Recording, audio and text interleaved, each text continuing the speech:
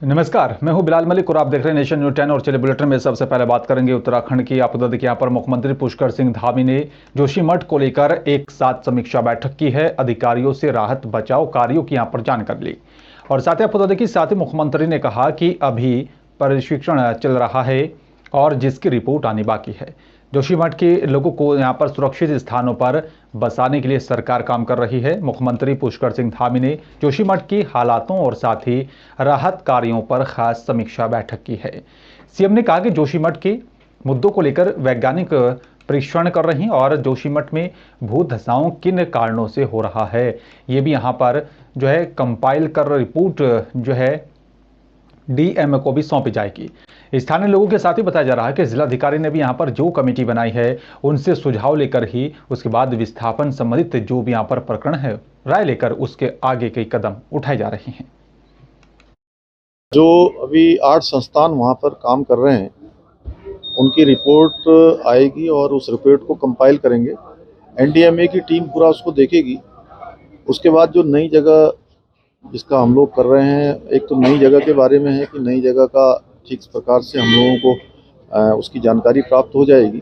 इसके साथ साथ किन कारणों से वहाँ पर ये हो रहा है यह भी, और जो राहत के काम चल रहे हैं उनकी समीक्षा की है उसमें। और स्थानीय लोगों के साथ जो कमेटी बनाई है डीएम ने, उनके साथ मिलकर नई जगह की तलाश और मुआवजे से संबंधित जितने भी प्रकरण है उस पर उनकी राय लेकर हम आगे बढ़ेंगे। और हमारा यह भी है कि नया जो शहर बसाना है वह भी सबकी सहमति से, उस पर भी काम करना है। इन्हीं सब पर आज चर्चा हुई। और चलिए बात अगली खबर की करेंगे। आपको तो देखिए, यहाँ पर सुबह की खाद्य और साथ ही नागरिक आपूर्ति मंत्री रेखा आर्य ने सचिवालय में राशन डीलरों की प्रतिनिधि मंडल के साथ बैठक की है। बैठक पर बोलते हुए यहाँ पर खाद्य मंत्री रेखा आर्य ने कहा कि यहाँ पर चाहे कोरोना कालखंड रहा हो या फिर आपदा का समय हो या फिर यहाँ पर सामान्य परिस्थितियां हो, राशन डीलरों ने यहाँ पर हमारे प्रदेश की पीडीएस सिस्टम को मजबूत करने पर ध्यान दिया है। रेखारी ने कहा कि यहाँ पर बैठक में प्रदेश के सभी जनपदों की राशन डीलरों के प्रतिनिधि मंडल से यहाँ पर मुलाकात कर उनकी समस्याएं सुनी गई। और वहीं रेखा आर्य ने कहा कि यहाँ पर इस समय प्रदेश में 9,300 राशन डीलर्स हैं जो जनता तक खाद्यान्न सामग्री को पहुंचाने का काम कर रहे हैं।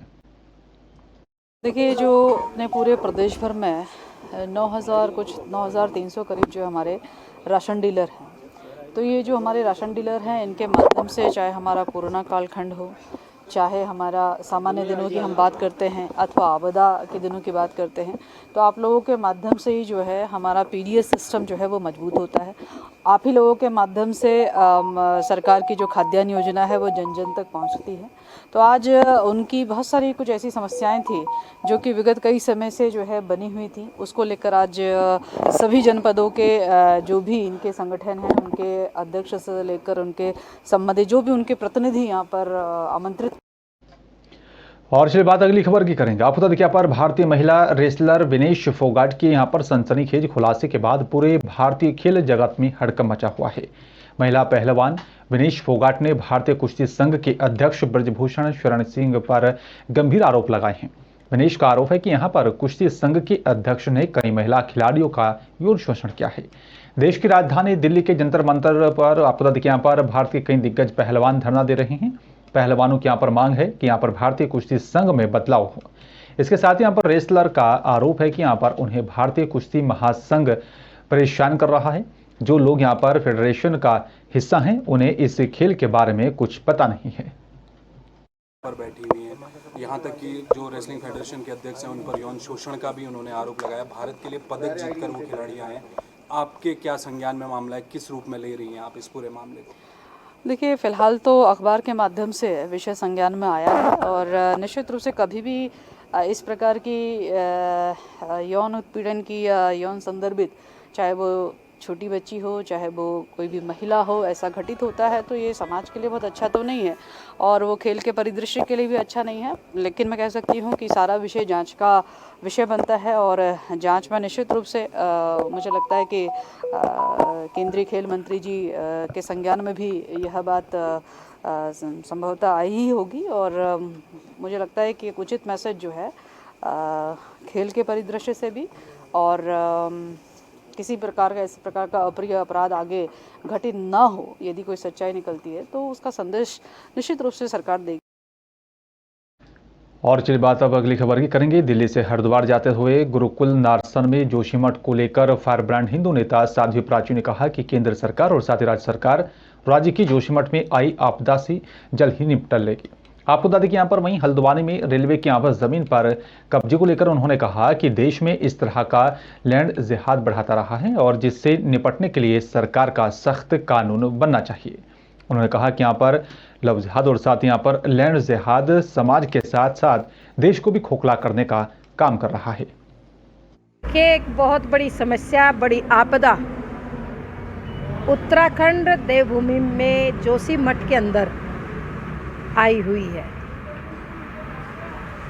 देश के यशस्वी प्रधान आदरणीय मोदी जी, अमित शाह जी और उत्तराखंड के सीएम साहब आदरणीय धामी जी मिलकर के इस समस्या का समाधान करें, और हमें विश्वास है कि जोशीमठ वासियों का पूरी तरह से अच्छे ढंग से समाधान होगा। उनकी समस्या का पूरा देश उनके साथ। अस्पताल में पुलिस और अभिरक्षा से यहाँ पर फरार कैदी भागने के लिए बताया जा रहा है कि यहाँ पर 1 घंटे के भीतर ही लक्सर जीआरपी ने उनको पकड़ लिया है। उसकी गिरफ्तारी में यहाँ पर जो है बताया जा रहा है कि खुद कैदी के यहाँ पर दुर्भाग्य का ही भी हाथ बताया जा रहा है। कैदी ट्रेन के जिस डिब्बे में था उसके टॉयलेट में यहाँ पर पानी नहीं था। कैदी डिब्बा बदलने के लिए जैसे ही उतरा वैसे ही यहाँ पर उसे जीआरपी ने दबोच लिया। हरदिया के यहाँ पर शिकायत पर बताया जा रहा है कि उसे ऑपरेशन के लिए सरकारी अस्पताल में भर्ती कराया गया था। वहां से कैदी पुलिस को चकमा देकर फरार हो गया। एसओ जीआरपी ममता गोला ने बताया कि यहाँ पर कैदी रुड़की गंगनहर कोतवाली क्षेत्र से भागा था और वहां उसकी जो है फरार मुकदमा भी वहां पर दर्ज है। उन्हें गिरफ्तारी की सूचना भेजी गई थी, जिसके बाद इस पूरी कार्रवाई को अमल में लाया गया। उनके माध्यम से सूचना प्राप्त हुई थी कि एक कैदी है जिसको उपचार के लिए सिविल अस्पताल रुड़की में एडमिट कराया था। तो वहाँ से वो चकमा देकर, जो हमारे जेल के कर्मी थे ड्यूटी पर तैनात थे, उनको चकमा देकर वो फरार हो गया। तो उसी की तलाश में हम लोग यहाँ सर्च कर रहे थे। हमारा ये फोर्स यहीं आ रखा था और लक्सर थाने से भी सिविल पुलिस आई हुई थी।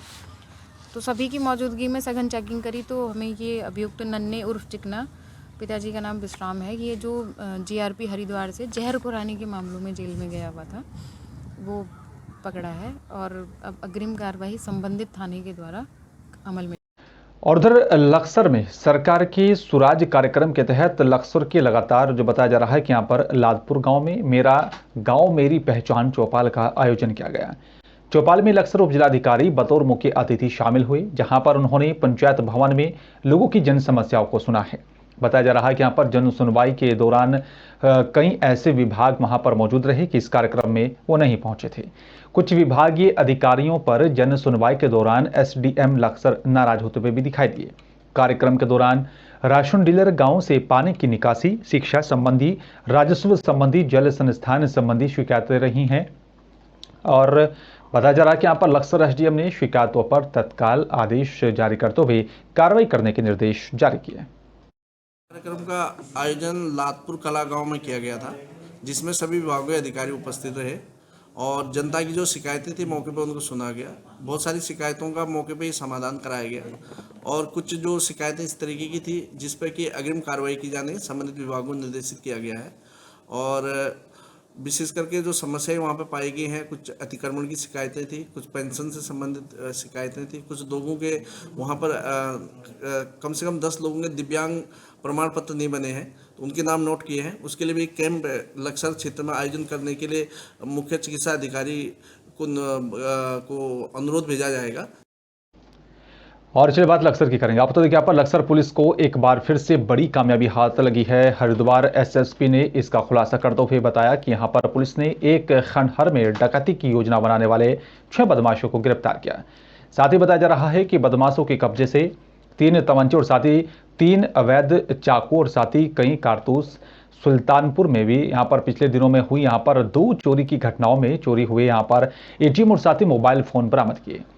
साथ ही बताया जा रहा है कि यहाँ पर बरामदगी में के आधार पर ही यहाँ पर होंडा सिटी कार को लेकर लक्सर स्थित सोलर पावर प्लांट में डकैती को लेकर आए अभियुक्तों को यहाँ पर डकैती की योजना बनाने के अपराध में गिरफ्तार कर लिया गया है। लगातार पुलिस ऐसे मामलों को लेकर सतर्कता दिखा रही और लगातार कार्रवाई कर कामयाबी हासिल कर रही है। हमारे जो चेतक पुलिस में जो 2 कांस्टेबल थे, एक आरक्षी पंचम प्रकाश थे और एक दिनेश होमगार्ड थे। इन्होंने जब देखा कि एक संदिग्ध गाड़ी है तो गोपनीय रूप से जानकारी करी तो 6 बदमाश जो है वहाँ पर हमारी एक फैक्ट्री है जो सोलर प्लांट से रिलेटेड है, वहाँ पर एक सुनसान जगह पर उनको पाया और जब इन्होंने उनकी जानकारी करी, घेराबंदी करके पूछताछ करी तो पता चला ये 6 बदमाश वहाँ पर जो है किसी वारदात को अंजाम देने आए थे। मौके की नज़ाकत को भांपते तत्काल अन्य फोर्स को मौके पर बुला लिया गया। 6 बदमाशों से तलाशी पर 3 से तमंचे बरामद हुए और अन्य हथियार तीनों के पास थे और ये वहाँ पर जो हमारा जो एक फैक्ट्री है, सोलर फैक्ट्री है, उसमें वो वहाँ पर घटना को अंजाम देने आए थे कि लोगों को बंधक बनाकर उसमें।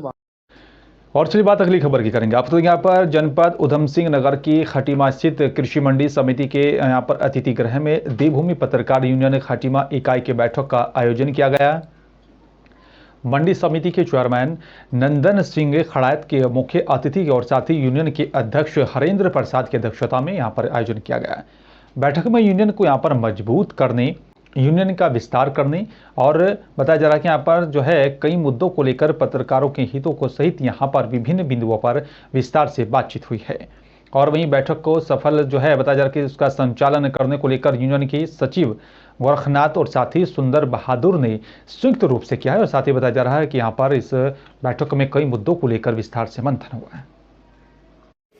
देवभूमि पत्रकार यूनियन के गठन के बाद आज प्रथम बैठक में मेरा सौभाग्य है कि मुझे उपस्थित होने का अवसर मिला और मैं सभी देवभूमि पत्रकार यूनियन के पत्रकार बंधुओं को आभार व्यक्त करता हूं कि उन्होंने मुझे इस योग्य समझा।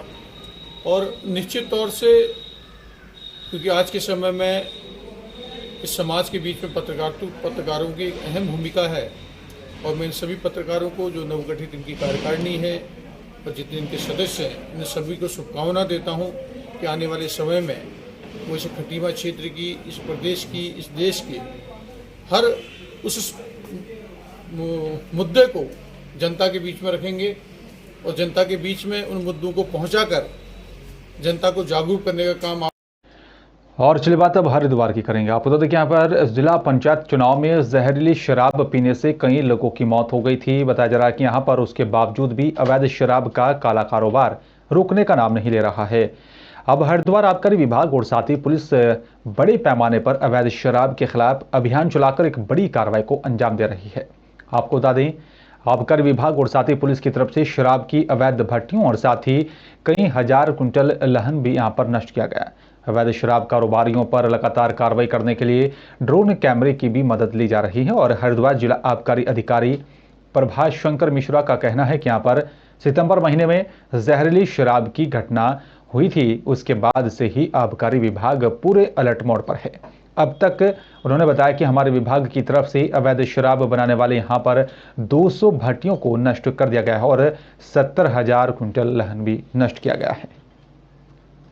इस सितंबर महीने में जो जहरीली शराब की घटना घटित हुई थी उसके बाद विभाग जो है पूरे अलर्ट मोड पे है और इसमें हमने 200 से अधिक भट्टियां नष्ट की है तब से और करीब जो है 70,000 कुंटल के आसपास लहन नष्ट किया है और 4-5 हज़ार लीटर कच्ची शराब बरामद की है और इस तरह से हमने करीब 400 से अधिक छापे डलवाए हैं और इसमें वो हमने रेवेन्यू का लक्ष्य भी जो हमारा 342 करोड़ का लक्ष्य है उसके सापेक्ष हमने 85% प्राप्त कर लिया है, करीब 294 करोड़ का लक्ष्य प्राप्त कर लिया है। जो 15 दिनों की कार्रवाइयाँ हुई हैं उसमें भी हमने करीब 243 छापे डलवाए हैं और इसमें भी हमने 50 के आसपास मुकदमे दर्ज किए हैं। जनपद में हमारी 4 टीमें इस समय काम कर रही हैं, 3 हमारे अपराध निरोधक क्षेत्र की काम कर रही है, 1 जनपदीय एनफोर्समेंट।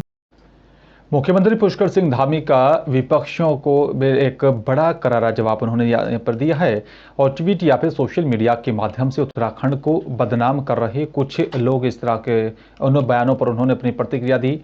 जोशीमठ आपदा के बहाने उत्तराखंड की भयानक स्थिति को भी प्रदर्शित करने का उन्होंने यहाँ पर आरोप लगाया। जोशीमठ में यहाँ पर अब भी 70% जो है जनता सामान्य जीवन जी रही है, उसी को लेकर मुख्यमंत्री पुष्कर सिंह धामी ने कई लोगों को यहाँ पर जवाब दिया। जो अभी 8 संस्थान वहाँ पर काम कर रहे हैं उनकी रिपोर्ट आएगी और उस रिपोर्ट को कंपाइल करेंगे। एनडीएमए की टीम पूरा उसको देखेगी। उसके बाद जो नई जगह जिसका हम लोग कर रहे हैं, एक तो नई जगह के बारे में है कि नई जगह का ठीक प्रकार से हम लोगों को उसकी जानकारी प्राप्त हो जाएगी। इसके साथ साथ किन कारणों से वहाँ पर ये हो रहा है यह भी, और जो राहत के काम चल रहे हैं उनकी समीक्षा की है उसमें, और स्थानीय लोगों के साथ जो कमेटी बनाई है डीएम ने, उनके साथ मिलकर नई जगह की तलाश और मुआवजे से संबंधित जितने भी प्रकरण है उस पर उनकी राय लेकर। और उधर फरीदाबाद के बल्लभगढ़ शहर में सड़कों पर अतिक्रमण होने से आए दिन जाम के हालात यहां पर बने हुए हैं। राहगीरों और साथ ही वाहन चालकों को कई बार यहां पर परेशानी का सामना करना पड़ता है। बाजार के यहाँ पर हालात जो है इतने ख़राब हो चुके हैं कि यहाँ पर चौड़ी सड़कें भी दुकानें खुलते ही सिकुड़ने लगती हैं। बाकी सड़क पर दुकानदार और साथ ही ग्राहकों के वाहन खड़े हो जाते हैं।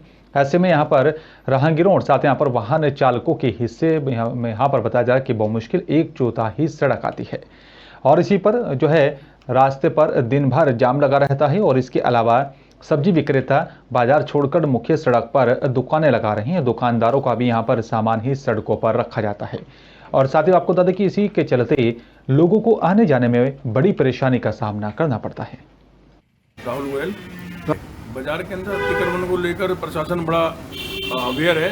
प्रशासन की तरफ से समय समय पर हर तरह की गतिविधियां की जा रही हैं। पुलिस प्रशासन भी पूरा मुस्तैद है। पुलिस प्रशासन लगभग रोज एक चक्कर लगाता है अपनी अपने स्टाफ के साथ, लेकिन कुछ लोगों ने अतिक्रमण ना हटाने की कसम जैसे खा रखी है।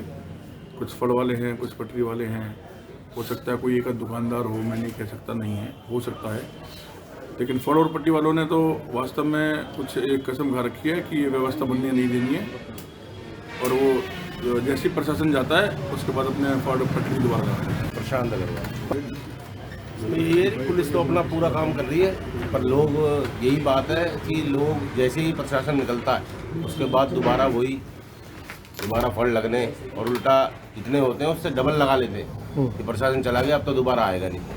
ये बहुत बड़ी समस्या है लोगों के लिए भी, और कैसे भी लगा लो बाजारों में काम खत्म हो चुका है, सिर्फ रेहड़ी और पटरी का ही काम है उसमें वो। चलिए बात अल्मोड़ा की करेंगे। आपको बता दें कि यहाँ पर अल्मोड़ा जिले में 14 लाख रुपए की लागत से पंचायत भवन ग्राम पंचायत पालपुर के विधायक प्रतिनिधि हरि राम आर्य ने यहाँ पर रिबन काटकर पूजा अर्चना के साथ शुभारंभ किया। पंचायत भवन का निर्माण कार्य जुलाई योजना के अंतर्गत हो रहा है और आपको बता दें कि यहाँ पर ग्रामीणों का कहना है कि यहाँ पर पिछले 10 सालों से पंचायत घर की मांग की जा रही थी। गांव के 120 परिवारों को पंचायत घर बनाने का लाभ मिलेगा। ग्रामीणों ने विधायक का आभार प्रकट किया है।